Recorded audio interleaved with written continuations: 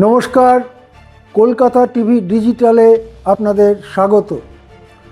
আমি আশিস চট্টোপাধ্যায়, আর আজকে আপনাদের সামনে নিয়ে এসেছি এসআইআর বা ভোটার তালিকার বিশেষ নিবিড় সংশোধনের একটি বিশেষ দিক নিয়ে প্রতিবেদন।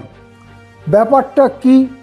আমরা দেখছি যে অদ্ভুত এক লজিক্যাল ডিসক্রেপেন্সির তত্ত্ব সামনে এনেছে নির্বাচন কমিশন। তারা যদিও মুখে বলছে যে বাবা মা দাদু ঠাকুমার সঙ্গে বয়সের ফারাক যদি খুব কম বা খুব বেশি হয়, যদি এক ব্যক্তির 5-6 জনের বেশি সন্তানের তথ্য দেওয়া থাকে, তাহলে সেগুলো সন্দেহ করার মতো যথেষ্ট কারণ, এবং সেই জন্য এটাকে লজিক্যাল ডিসক্রেপেন্সি বলা হচ্ছে বা যুক্তিগত সমস্যা বলে বলা হচ্ছে। সেই কারণে সেই সব ব্যক্তিদের ডেকে তাদেরকে শুনানি করা হচ্ছে। কিন্তু বহু মহল থেকে এই রকম অভিযোগ করা হচ্ছে যে আসলে এটার উদ্দেশ্য সমাজের পিছিয়ে পড়া মানুষ, বিশেষ করে সংখ্যালঘুদের বিপদে ফেলা এবং তাদের নাম ভোটার তালিকা থেকে বাদ দেওয়া। বিহারে যখন এসআইআর হয়েছিল তখনও এই অভিযোগ বারে বারে উঠেছে যে বিহারে সংখ্যালঘু, দলিত, ওবিসি সম্প্রদায়ের মানুষ, প্রান্তিক জনগোষ্ঠীকে বাদ দেওয়ার চেষ্টা করা হচ্ছে। তারপরে ভোটার তালিকার মাধ্যমে যখন ভোট হলো, তার ফলাফল দেখে আমরা চমকে গেলাম। এত ভালো জয় বিহারে বিজেপি এবং তাদের জোটের এর আগে কখনো হয়নি। পশ্চিমবঙ্গে ঠিক কী হচ্ছে? একটি সংস্থা, স্বাধীন সংস্থা, তারা দুটি কেন্দ্র, বালিগঞ্জ এবং ভবানীপুর, এই দুটি কলকাতার কেন্দ্রে কাদেরকে লজিক্যাল ডিসক্রেপেন্সির জন্য শুনানিতে ডাকা হয়েছে তাদের নামের তালিকা থেকে একটি গবেষণা করেছেন। সেই গবেষণায় দেখা যাচ্ছে, আমরা দেখতে পাচ্ছি সেই গবেষণার তথ্য আমার সামনে রয়েছে, বালিগঞ্জ এলাকা শহরের মধ্যে একটি অন্যতম প্রধান এলাকা, যে বালিগঞ্জ এলাকার মধ্যে প্রচুর মুসলিম থাকেন। সেখানে যাদেরকে লজিক্যাল ডিসক্রেপেন্সি আছে বলে শুনানিতে ডাকা হয়েছে তার 78% মুসলিম।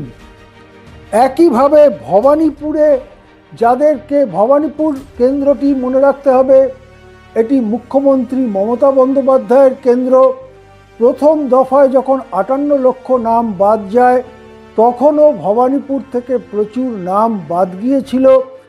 এখন যাদের লজিক্যাল ডিসক্রিপেন্সি আছে বলে শুনানিতে ডাকা হচ্ছে, এই রকম মানুষদের 52%ই সংখ্যালঘু সম্প্রদায়ভুক্ত।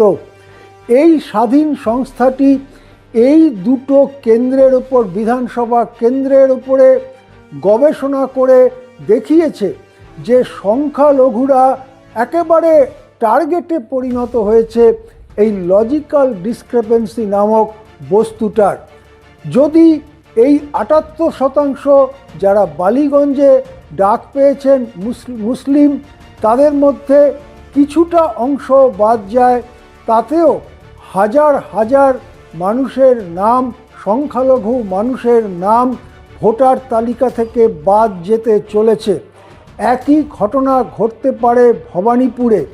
যদিও ভোটার তালিকা থেকে বাদ গেলে চূড়ান্ত ভোটার লিস্ট বার হওয়ার পরেও 6 নম্বর ফর্ম ফিল আপ করে ভোটার তালিকায় সংযুক্তির জন্য, অন্তর্ভুক্তির জন্য আবেদন করা সম্ভব, তবে এটা ধরেই নেওয়া যায় সেই সব আবেদন এই নির্বাচনের আগে বিচার করা সম্ভব হবে না, বা হয়তো নির্বাচন কমিশন সে কাজে হাত দেবে না।